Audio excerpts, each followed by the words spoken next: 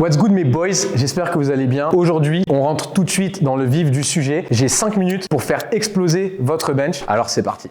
Donc sur le bench, pour moi, il y a vraiment deux aspects essentiels à comprendre et à maîtriser pour améliorer votre mouvement. Ça va être ce que vous allez faire avec le haut de votre corps et ce que vous allez faire avec le bas de votre corps. Parce que oui, le bench, c'est évidemment un mouvement principalement de haut du corps, c'est un mouvement de poussée, mais ce que vous allez faire avec vos jambes va avoir un gros impact. Je vous explique ça tout de suite. On va commencer avec le haut du corps.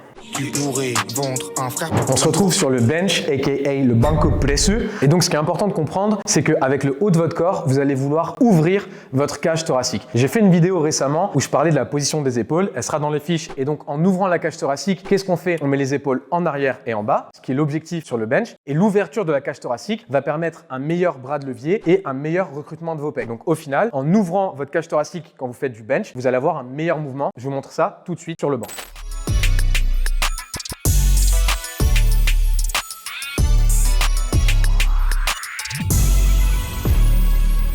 Donc comme vous pouvez le voir, il y a vraiment une énorme différence entre le fait de pas nécessairement faire de travail au niveau du placement des épaules et le fait justement de venir ouvrir votre cage thoracique. Donc ça en fait, c'est vraiment l'essence du placement en haut du corps. Si vous comprenez ça au bench, vous comprenez une grosse partie de l'équation.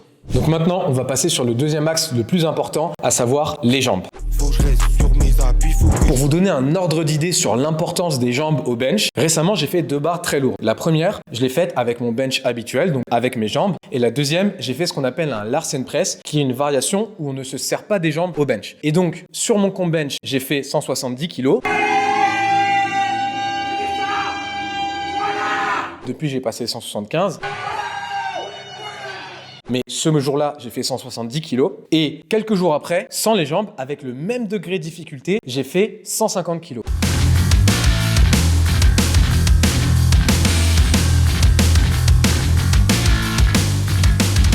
Donc vous voyez bien qu'il y a une vingtaine de kilos de différence entre ce que je bench avec mes jambes et ce que je bench sans mes jambes. C'est donc capital de bien se servir des jambes pour exploser au bench. Et vraiment, la différence, elle est colossale. Donc là, maintenant, ce que je vais faire, c'est vous dire comment vous placer et comment vous servir de vos jambes pendant le mouvement. Ce que vous allez vouloir faire, c'est de commencer en étant extrêmement bas sur le banc. L'objectif, c'est de vous servir de vos jambes pour vous placer correctement. Pourquoi? Parce que pour vous placer sur le banc en commençant très bas, vous allez devoir pousser avec vos jambes exactement dans le même sens dans lequel on veut que vous continuiez à pousser pendant votre mouvement. Donc l'avantage de cette méthode, en fait, ça va être de créer le sens d'orientation de votre leg drive dès le début de votre placement. Et l'objectif, ça va être de maintenir cette orientation pendant tout votre mouvement. Donc on commence en étant très très bas, on va glisser vers le haut du banc jusqu'à ce que la barre soit au niveau de votre visage environ. Donc en fonction des bancs, en fonction des anatomies, ça va changer, mais à peu près au niveau de votre visage. Et en fait, pour glisser, vous allez devoir pousser sur vos jambes et c'est dans ce sens que vous allez devoir maintenir un leg drive constant. Donc le leg drive, c'est bel et bien cette poussée avec les jambes. Attention, des fois des athlètes ont un bon leg drive lors du placement, mais ils le perdent lors de la phase de production de force, lors de la phase de poussée. Concrètement, il faut créer le leg drive dès le placement, mais il faut le maintenir et même l'intensifier pendant votre répétition. Donc attention, ne faites pas l'erreur d'avoir un bon leg drive que sur le placement et de le perdre lors de la phase de poussée.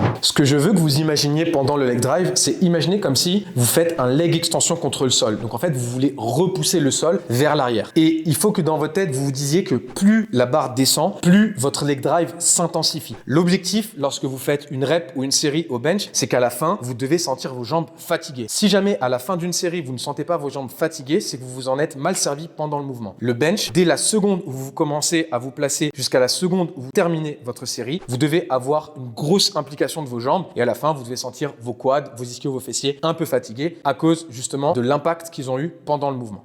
Dernier point, mais pas des moindres, filme mes pieds, The Clarks. Donc là en fait ce que j'ai c'est des slippers de bench et de deadlift. L'avantage des slippers c'est qu'il y a une matière en dessous qui est une matière en fait agrippante qui va vous permettre d'agripper le sol. Et si jamais vos pieds glissent pendant un bench, c'est que votre leg drive est moins impliqué dans votre mouvement. Donc ça peut être très intéressant d'acheter une paire de chaussons antidérapants comme les slippers que j'ai, Salomon Walker, link is in the bio comme d'habitude. Et l'avantage des chaussons c'est qu'ils vont agripper le sol et vont vous permettre un vrai bon transfert au niveau de la force que vous allez pouvoir générer avec vos jambes dans la barre. Donc si ça se trouve vous avez un très bon leg drive, mais si jamais vos pieds glissent beaucoup et tout le temps, vous ne transférez pas la force que vous arrivez à générer avec ce leg drive dans la barre et donc vous n'optimisez pas votre mouvement au maximum. Voilà les boys, cette vidéo est terminée. Maintenant, vous n'avez aucune excuse pour ne pas exploser au bench. Comme d'habitude, si jamais ce genre de contenu vous plaît et que vous voulez me le faire savoir, n'hésitez pas à vous abonner, à liker, à partager, à commenter. C'est vraiment la meilleure manière de me le faire savoir. J'ai également mes sponsors compléments Nutrimuscle avec le code NM-BAPANA10. Ça vous fait 10% de réduction pour vous, un soutien infini pour moi. Personnellement, je prends du Mix Focus et de la caféine à chacun de mes entraînements et je sens vraiment une vraie différence. Retrouvez aussi mon équipement pour la force chez SBD. Il y a le meilleur matériel sur le marché actuellement. Les bandes poignets, les genouillères, la ceinture, les singlets, ils ont tout ce qu'il vous faut. Et comme d'habitude, les liens seront dans la description. Les boys, je vous love et je vous dis à la prochaine.